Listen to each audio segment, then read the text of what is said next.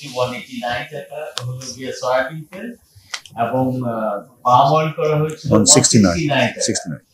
তো অতি সম্প্রতি পাম অয়েলের দামে আন্তর্জাতিক বাজারে কমেছে। সেই কমের সাথে সামঞ্জস্য রেখে পাম অয়েলের দাম 19 টাকা কমিয়ে 150 টাকা নির্ধারণ করা হয়েছে। কিন্তু আন্তর্জাতিক বাজারে সয়াবিন এবং সয়াবিনের কাঁচামাল সিডিএসও এটার মূল্য অপরিবর্তিত থাকায় সয়াবিন তেলের দাম কমানো সম্ভব হয় নাই। তবে পাম অয়েলের দামে 19 টাকা প্রতি লিটার কমানো হয়েছে। দেওয়া হয়েছে, আমরা মনে করি এটা অ্যাচিভেবল, এবং আমরা কিন্তু আমাদের কিন্তু প্রত্যাশা এর চেয়ে বেশি। কারণ ওনারা যে সাফল্যটা অর্জন করেছেন এবারে নেগোসিয়েশনে, এইটার একটা ভালো ফল কিন্তু আমরা প্রত্যাশা করছি। তো সেই কারণেই আমাদের প্রত্যাশার মাত্রাটা কিন্তু একটু বেড়ে গিয়েছে, যে আমরা হয়তো এর চেয়ে বেশি করার সুযোগ আমাদের সামনে আসবে। কিন্তু সেই সুযোগগুলি নিতে গেলে আমাদের আবার, আমি মাননীয় উপদেষ্টা মহোদয়কে অনুরোধ করব, আমাদের দেশীয় পর্যায়ে বেশ কিছু সংকট আমাদের প্রতিনিয়ত মোকাবেলা করতে হয়। সেই সংকটগুলি যদি ওনারা অ্যাড্রেস করেন, তাহলে আমার বিষয় আমি খুব নিশ্চিন্তে বলতে পারি এর চেয়ে বেশি আমরা করতে পারবো ইনশাআল্লাহ। আলহামদুলিল্লাহ। আচ্ছা, আমরা এই দেশের সংকটগুলির মধ্যে একটু বলি, গ্যাস সংকট তো এটা আপনারা জানেন সবাই। ব্যাংকিং খাতে চরম সংকট চলছে আমাদের, নানা রকমের সমস্যা। এটা একটা, আর কাস্টমসের, এখানে তো মইনুল ভাই আছেন, তো কাস্টমসের কিছু সমস্যা আছে, আর সর্বোপরি আইন শৃঙ্খলা পরিস্থিতি। এই কয়টা জিনিস যদি ঠিক হয়, আমরা ইনশাল্লাহ এর চেয়ে বেশি, টার্গেটের চেয়ে বেশি করার জন্য আমরা প্রস্তুত হবো ইনশাল্লাহ। সামগ্রিকভাবে কোনো সংকট আইন শৃঙ্খলা নেই। দ্বিতীয় বিষয় হচ্ছে যে আমরা যে 20% শুল্ক আরোপিত হয়েছে আমাদের উপরে, আমাদের 15% বা তার থেকে কম করার প্রচেষ্টায় আমরা বাণিজ্য মন্ত্রণালয় এবং মানে বাণিজ্য মন্ত্রণালয় সহ সকল মন্ত্রণালয়ের যে সম্মিলিত প্রয়াস, সেটা এখনো জারি আছে এবং এটা থাকবে। আমাদের আলোচনা তো এখনো কন্টিনিউ। সো আমাদের তো সম্ভাবনা আমরা দেখি, আমরা যে আমাদের যে বাণিজ্যিক কার্যক্রমগুলো এবং আমাদের বাণিজ্য ঘাটতি কমানোর লক্ষ্যে আমরা যে পদক্ষেপগুলো নিয়েছি, তার বিনিময়ে আমরা আশা করি যে আমরা সম্ভবত কোনো একটা আসতে পারে। বাট এটা কোনো গ্যারান্টি নেই, বিকজ এটা তার আমাদের উপরে, মানে আমাদের সক্ষমতার উপরে নির্ভর করে না। এটা যারা আমাদের উপরে এই শুল্ক আরোপ করেছেন তাদের সিদ্ধান্ত। আমাদের বাণিজ্যের জন্য ট্যারিফ অ্যান্ড নন ট্যারিফ যে অ্যাক্টিভিটিস গুলো মার্কিন যুক্তরাষ্ট্রের সাথে আমাদের শুল্ক আলোচনার মধ্যে উদ্ভাবিত হয়েছে, আমরা এইসব বিষয়ে সমাধান করার চেষ্টা করেছি।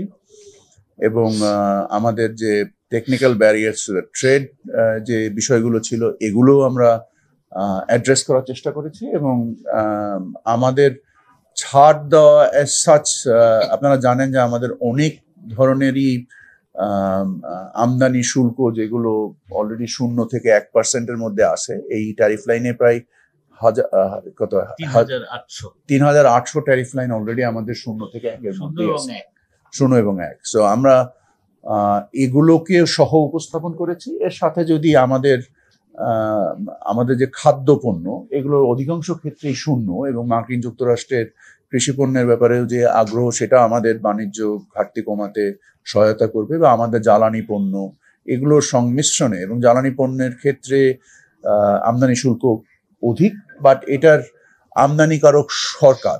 সো সরকার যে অধিক শুল্ক দিয়ে আমদানি করলেও এটা সরাসরি মানে ট্রেডকে ব্যারিয়ার হিসেবে করে না, কারণ এটা প্রয়োজন বিধায় এই আমদানিগুলো করা হয়।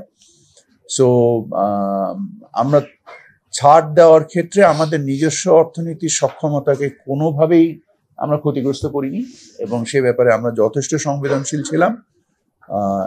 এবং পরিশেষে আমরা আশা করি যে এর বিনিময়ে আমরা আমাদের বাণিজ্য ঘাটতি তাৎপর্যপূর্ণভাবে হ্রাস করে নিয়ে আসতে পারবো। আমাদের দপ্তর থেকে ভারতের বাণিজ্য মন্ত্রীকে আমরা একটা চিঠি দিয়েছি, একটা দ্বিপাক্ষিক আলোচনার উদ্দেশ্যে। আমরা এখনো কোনো জবাব পাইনি ওনাদের কাছ থেকে। আমরা ব্যাপারটা নিয়ে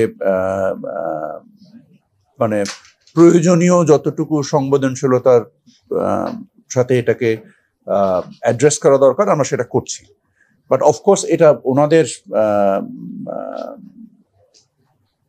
পার্টিসিপেশনসের উপরে নির্ভর করে, শুধু আমাদের একার সিদ্ধান্তে এটা হবে না, বাট আমরা মনে করছি না যে এটাতে আমাদের যে আমাদের যে রপ্তানির লক্ষ্যমাত্রা আমরা স্থির করেছি, আমরা এটা কনজারভেটিভলি করেছি। আমরা মনে করি যে এর থেকে বেটার কিছু আমরা পারফর্ম করতে পারবো। তারপরেও বাস্তবমুখী করেছি। আপনারা যেটা এখানে বিকেএম এর প্রতিনিধির কাছ থেকে শুনেছি, আমরা হয়তো বা বিজিএমির প্রতিনিধির কাছ থেকেও শুনবো, বা ইপিবির ভাইস চেয়ারম্যান এখানে আছেন, উনিও সামগ্রিকভাবে বলতে পারবেন। আমি মনে করি না এটা আমাদের রপ্তানি লক্ষ্যমাত্রার উপরে কোনো প্রভাব আসবে। এই মুহূর্তে একেবারেই উপাত্তটা আমার সাথে নাই যে আমাদের বাণিজ্যের কোনো ঘাটতি ঘটছে কিনা, যে এমনি তো আমাদের সাথে ব্যাপক বাণিজ্য ঘাটতি ভারতের রয়েছে। সো এই পণ্যের যে মানে এর থেকে আমাদের যে গার্মেন্টস শিল্পের যে রপ্তানি হয়, এটা পাট পণ্য থেকে অধিক বেশি। এবং আমার মনে হয় যে এখানে গার্মেন্টসের যারা অ্যাপারেল ইন্ডাস্ট্রির যারা প্রতিনিধি আছেন, ওনারা ভালো বলতে পারবেন। এটার আমার ধারণা মানে garments maybe 10 times higher than jute ভারতের এক্সপোর্টের ক্ষেত্রে। সো ওনারা কিভাবে এটাকে ফেস করছেন বা এই চ্যালেঞ্জকে কিভাবে ওনারা নিরাময় করছেন, আমার ধারণা ওনারাই জবাব দিতে পারবেন। তবে আমার মনে হয় না যে এই ক্ষেত্রে কোনো সমস্যা আমাদের আছে। আমরা তো বহুদিন ধরে পেঁয়াজ আমদানি করছি না, এক নম্বর। আমাদের মাশাআল্লাহ আমাদের স্থানীয় উৎপাদন যথেষ্ট ভালো। তবে আমরা হয়তো বা কিছু পেঁয়াজ এই মুহূর্তে আবার আমদানি করার চিন্তা করছি, এবং সেক্ষেত্রে আমি কোনো সমস্যা দেখছি না।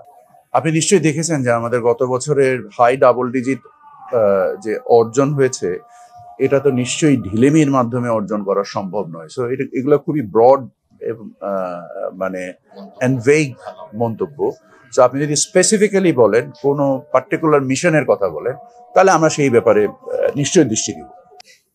মানে ডেফিনেটলি নিয়ামক হিসেবে তো আমরা আমাদের যে শুল্ক চুক্তি বা বিভিন্ন কিছু হচ্ছে, সেগুলোকে তো আমরা নিয়ামক হিসেবে নিয়েছি। আর একই সাথে যে বিভিন্ন রকমের ফ্রি ট্রেড এগ্রিমেন্ট, আমরা নিজেরাও এখন 3টা ফ্রি ট্রেড এগ্রিমেন্ট নেগোশিয়েট করছি। আমরা জাপানের সাথে করছি, সাউথ কোরিয়ার সাথে করছি এবং সিঙ্গাপুরের সাথে করছি। সো আমরা 3টা ফ্রি ট্রেড এগ্রিমেন্ট করছি। কোনো দেশের সাথে ফ্রি ট্রেড এগ্রিমেন্ট আমাদের জন্য উপযোগী বা সহায়ক নাও হতে পারে। সেসব ক্ষেত্রে আমরা সিলেক্টিভলি ফ্রি ট্রেড এগ্রিমেন্ট করার চেষ্টা করছি। যাদের সাথে ফ্রি ট্রেড এগ্রিমেন্ট করলে আমাদের সুবিধা হবে, এবং এলডিসি কান্ট্রি হিসেবে আমাদের যে প্রেফারেন্সিয়াল মার্কেট অ্যাক্সেস আছে, এটার মধ্যে আমরা ইউকে এবং ইইউ মানে আমাদের এসটিএস এবং ওইটা ইউকে সিস্টেমটা হচ্ছে আমাদের